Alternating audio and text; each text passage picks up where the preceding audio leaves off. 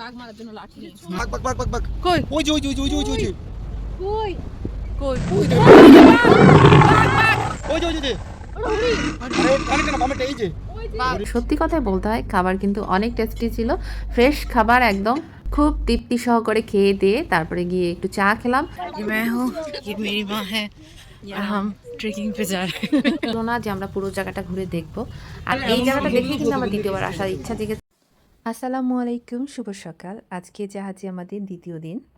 এখন বাজছে ঘড়িতে 5:54। কিছুক্ষণের মধ্যেই আমরা বের হব জামতলী সি বিচ। ওইখানে গিয়ে সানরাইজ দেখার একটা প্ল্যান আছে, জানি না আদৌ পৌঁছাতে পারবো কিনা, কারণ অনেক দূর, অনেক হাঁটতে হবে। তো আমরা কিন্তু রেডি, ওই জাহাজের মানুষরাও কিন্তু রেডি হয়ে নামছে। শুধু আমরা যাব তা না, সব জাহাজের মানুষরা যাবে। সবাই এখন জেগে আছে, আমাদের মতন রেডি হয়ে বাইরে যাচ্ছে। তা আমরাও যাবো কিছুক্ষণের মধ্যে। আমি তো রেডি। যে মাইমুনা রেডি হয়ে গেছে, কি চলছে, নাবিলা রেডি হয়ে বসে আছে। শুভ সকাল, চলে আসো। তো চলো, এই ভোরের মধ্যে ভূতের মতন বের হয়ে যাবো আমরা বেড়াতে। তো যাই হোক, চলে আসলাম জুতা পরতে। এখানে আমরা জুতাটা নেবো, এখানকার স্যান্ডেলটা রেখে দেবো। আমার জুতা আমি নিয়ে নিলাম, পরে নিলাম, লাইফ জ্যাকেট নিয়ে নিয়েছি। এখন ট্রলারে উঠবো। কি অন্ধকার, কোথায় বসবো? বসে গেলে হলো, চলো।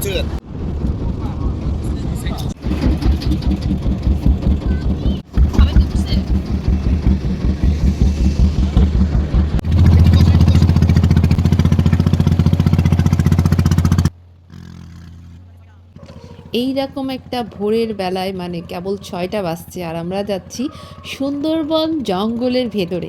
চিন্তা করেন অনুভূতিটা কি হতে পারে, তাই না? অন্যরকম লাগছে, সত্যি বলছে, একদম অন্যরকম।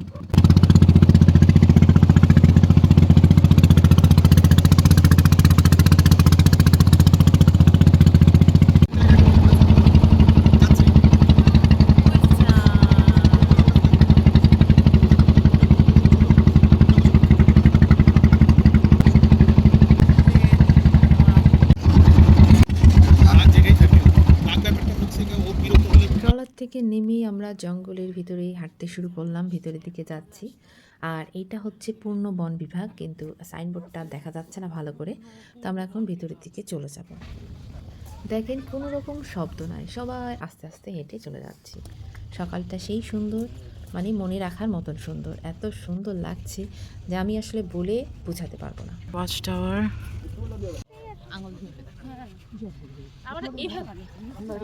মামি তাকান, সুন্দর লাগছে একটু মামিকে, আমাকে সুন্দর লাগছে।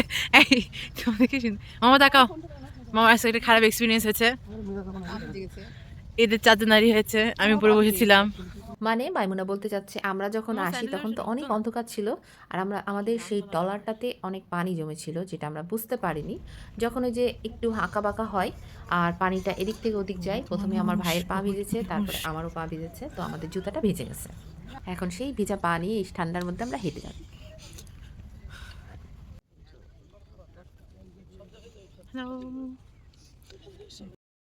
এই যে ये मैं हूँ, ये मेरी माँ है और हम ट्रेकिंग पे जा रहे हैं। ओके, ভালোই লাগতেছে সকাল সকাল দেখতে নিজেকে। এইখানে একটা পুকুর দেখা যাচ্ছে। আমার মনে হয় এই বনের যত বাঘ ভাল্লুক সবাই সেখানে পানি খায়, মানে পশু পাখির পানি খাওয়ার জায়গা। এখন যদি বাঘ ভাল্লুকের পানি খাওয়ার ইচ্ছা হয়, মানে পিপাসা জাগে, আমার মনে হয় না যে ওরা পানি খেতে আসবে। এতগুলো মানুষ, বাপ রে বাপ, ওরা দেখে তো মানে ওরাই নিজে ভয় পেয়ে যাবে। আমরা আর কি ভয় পাবো বাঘ দেখে? তো যাই হোক, আজ মনে হয় আর আমরা বাঘ দেখতে পাবো না। এই যে একটা কিছু দেখা পাওয়া গেছে, এই যে এটা হচ্ছে বানর। বানরকে আমি আবার কাজু কাঠবাদাম দিচ্ছি। পিছে পড়ে যাবে মা, পিছে পড়ে আর যাবে। এদিকে মাইমুনার বাবা খুব ভয় পাচ্ছে, আমাকে কাছে যেতে দিবে না।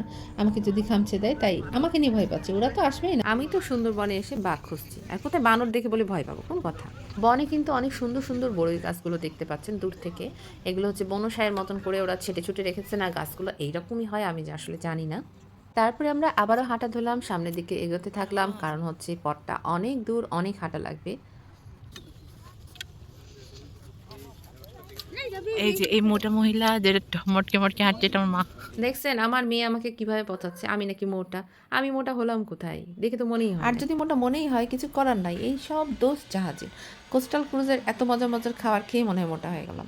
জামতলা সি বিচ এই দিকে, এখনো আমাদের হাঁটতে হবে 175 কিলোমিটার। উফ, খাবার খেয়ে যেমন মোটা হচ্ছি, হাঁটতে হাঁটতে পাতলাও হয়ে যাবো কিন্তু ইনশাল্লাহ। কত মানুষ গো, এই যে হালকা হালকা সি বিচ দেখা যাচ্ছে। আমরা তো মনে করছি আমরা সবার আগে দেখতে আসছি, কিন্তু কিছু মানুষ দেখছি দেখে ঘুরে চলে যাচ্ছে। চিন্তা করে দেখেন। এই যে আম্মু সামনে হাঁটছে। আমি তো সেই জোরে জোরে হাঁটতেছি সানরাইজ দেখার জন্য, কিন্তু সূর্য মনে হয় উঠেই গেছে। ওই যে দেখা যাচ্ছে হালকা হালকা, অল্প সময়ের গ্যাপ। আর যদি 5 থেকে 10 মিনিট আগে আসতে পারতাম, তাহলে মনে হয় যে আমরা সানরাইজটা খুব সুন্দরভাবে উপভোগ করতাম। তারপরেও আফসোস করে কোনো লাভ নাই, যা পেয়েছি আলহামদুলিল্লাহ অনেক সুন্দর। এত সুন্দর একটা সকালে আমরা এত দূর পর্যন্ত হেঁটে আসলাম, এটা কিন্তু অনেক বড়। আমার তো গরম লেগে গেছে, আমার অবস্থা খুব কি খারাপ। অবস্থা মানুষজনের, কি অবস্থা। এত মানুষ দেখার পরে সত্যি বলতে মেজাজটা খুব খারাপ হয়ে গেছে। যেভাবে আসছি ওরা সেভাবে আসছে।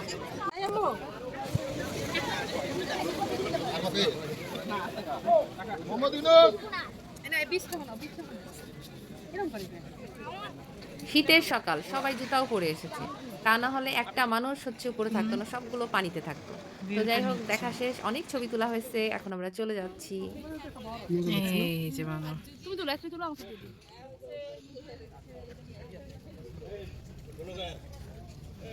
কি দিল আম্মু? এই আম্মু পিছে পড়ে যাবে।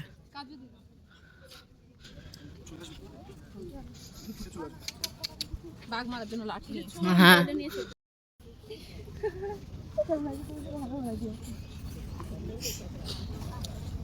আপু আপু খাবার দেন, আপু ওরা একদম চলে যাবে।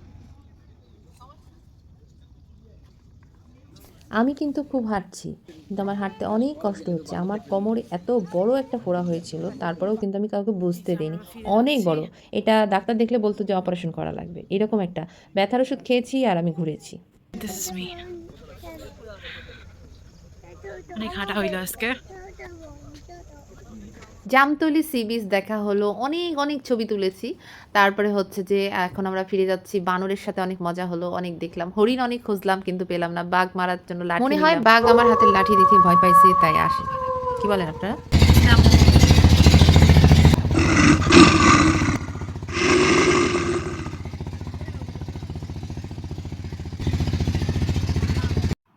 অসম্ভব সুন্দর, ওয়েদারটাও যেমন সুন্দর, তেমন ঘুরেও আমরা শান্তি পাচ্ছি।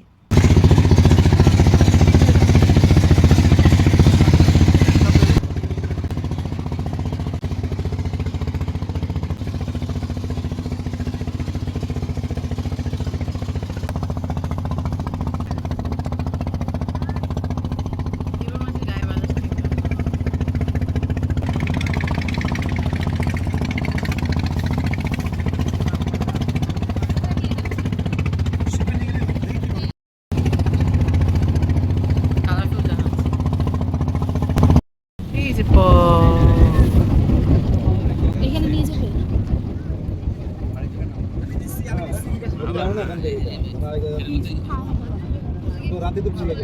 এদেরকে হালকা কিছু খাওয়াই দিতে বলতো। আমরা ওইখান থেকে আর এক জায়গায় আসলাম, কিন্তু কারো আসার ইচ্ছা ছিল না, কারণ সেই ভোরে উঠেছে তো, বাচ্চা কাচ্চার খিদা লেগে গেছে, বাথরুম লেগে গেছে, সব মিলিয়ে কারো মন মেজাজ ভালো নাই। তারপরেও ঘুরতে আসলাম, দেখা যাক। আশেপাশে তো এই জায়গাটা কিন্তু এমনি সুন্দর, হাঁটতেও হবে কম। ভিতরের দিকে অনেক হরিণ আছে, যেগুলো কোনো রকম বাউন্ডারি এরিয়া ছাড়াই হরিণ হচ্ছে ছাড়া ঘুরে বেড়াচ্ছে, ওপেন আছে। আর এইটা হচ্ছে একটা দ্বীপ, দ্বীপটার নাম আমার মনে আসছে না, একটু ভিতরে গিয়ে দেখি। আর আচ্ছা, এটা হচ্ছে কটকা বাগেরহাট। চলেন ভিতরে যাই। তোমার চুরি।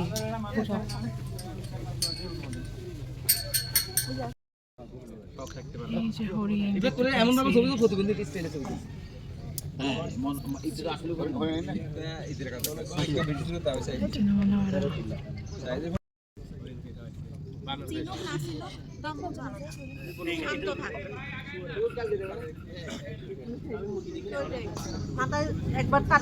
আমি মানে একটু দিয়ে দাও। যে হরিণের footsteps। সব পায়ের চাপে। এই জায়গাটা কিন্তু অসম্ভব সুন্দর, কিন্তু আমাদের না আসলে এনার্জি ছিল না যে আমরা পুরো জায়গাটা ঘুরে দেখব। আর এর আগে আমি ঘুরে দেখছি, কিন্তু খুবই ভালো লেগেছে। এই জন্য দ্বিতীয়বার এই জায়গাটা দেখে কিন্তু আমার দ্বিতীয়বার আসার ইচ্ছা জেগেছে এবং আমার ছোট মেয়ে আসতে চেয়েছে, কিন্তু ও তো টায়ার্ড হয়ে গেছে, ওর বাপের সাথে কোন কোনায় যে বসে আছে না, চলে গেছে শিপে, আল্লাহ জানে। আমরাও এখন শিপে চলে যাব। আর এই জায়গা তো আপনাদেরকে বললাম দ্বীপ, চারিপাশটা সমুদ্র, অনেক সুন্দর জায়গা। ঘুরে যদি ভিডিও করে আপনাদের দেখাতে পারতাম তাহলে আমার আরো ভালো লাগতো। আর আমার একটু শরীরটাও খারাপ ছিল, তো যাই হোক এখন আমরা চলে যাচ্ছি। আমরা এখন চলে যাচ্ছি। এই তো চলে আসলাম। এখন আসার পরে সবাইকে জুস দেওয়া হচ্ছে, তো আমরাও খাচ্ছি। আর উপরে চলে যাবো এখন নাস্তা করবো। ঘুরে আসলাম, যে ফ্রেশ হলাম, এখন যাচ্ছি নাস্তা করতে। নাবিলা মাইমুনা মুক্কি হাত ধুচ্ছে, আমার হয়ে গেছে। নাইজাও হাত ধুবে, যাও নাইজা হাত ধুয়ে নাম বলেছে। নাস্তাতে হচ্ছে খিচুড়ি। এটা কি ভাইয়া? আচার। খিচুড়ির সঙ্গে আমের আচার সেই জমবে। ডিম কারি আর এইটা হচ্ছে চিকেন কারি। ওই যে চিকেনের পাস্টার্স দিয়ে এটা রান্না, আলু দিয়ে করছে, এটা কিন্তু ভালোই লাগবে খিচুড়ির সঙ্গে। টমেটো সালাদ আর হচ্ছে বেগুন ভাজা। আমি নিয়ে নিচ্ছি খিচুড়ি নিয়ে নিলাম, নিয়ে নিচ্ছি সঙ্গে আচার। আচারটাকে আবার মানে আমের আচারের সঙ্গে পেঁয়াজ মরিচ দিয়ে আবার ওটাকে মাখানো হয়েছে, তো সেই টেস্টি হবে বোঝা যাচ্ছে।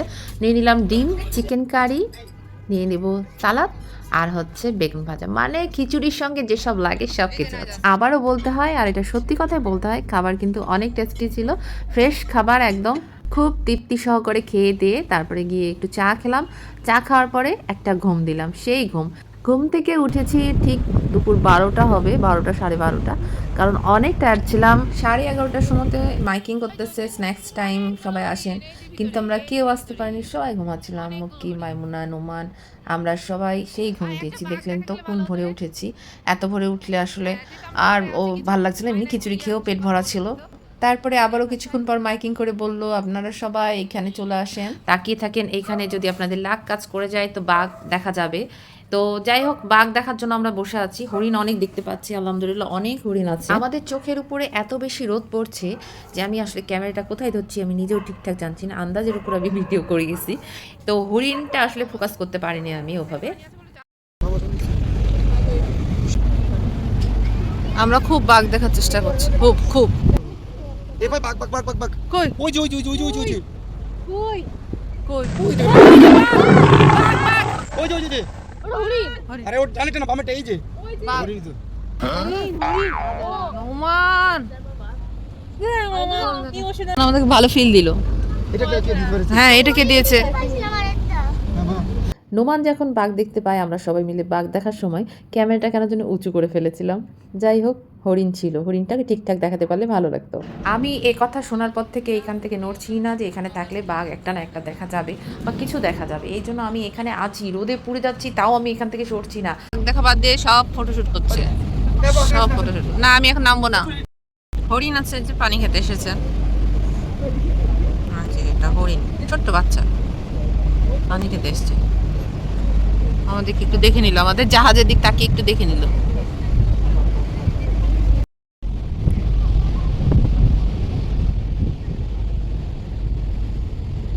দূরে কিছু মানুষ দেখতে পাচ্ছি, কিছু করছে। ওই যে দূর থেকে দেখা যাচ্ছে কিছু মানুষ হচ্ছে, মনে হয় মাছ ধরছে। এই দ্বিতীয় দিনের তৃতীয় ব্লগ আজকে এখানেই শেষ করছি। লাঞ্চ শেষে কোথায় কোথায় যাব সেগুলো নিয়ে আমি আবারও আসবো, কারণ অনেক ঘোরাফেরা, তো অনেক বড় ভিডিও হয়ে যাচ্ছে। আমাদের সুন্দর সুন্দর সব মুহূর্তগুলো একটু করে হলেও আপনাদের সঙ্গে শেয়ার করতে চাই। এই জন্য দুবলাচরের ভিডিও নিয়ে চতুর্থ ব্লগে আপনাদের সঙ্গে দেখা হবে। সবাই ভালো থাকবেন, অনেক অনেক ভালো থাকবেন। আল্লাহ হাফেজ।